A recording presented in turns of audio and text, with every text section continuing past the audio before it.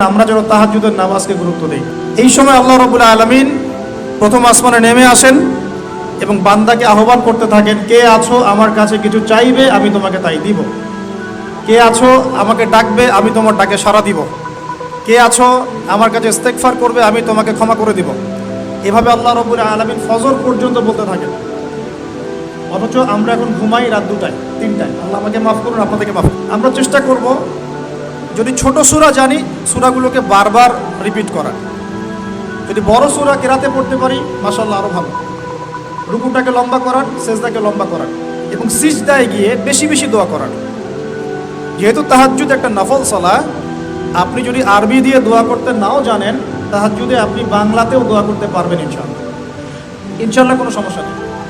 কিন্তু অ্যাটলিস্ট আপনি দোয়া করার চর্চা শুরু করুন। আল্লাহর কাছে সেজদায় পড়ে কান্নাকাটি করার অভ্যাস তৈরি করি। আল্লাহ তৌফিক দান করুন।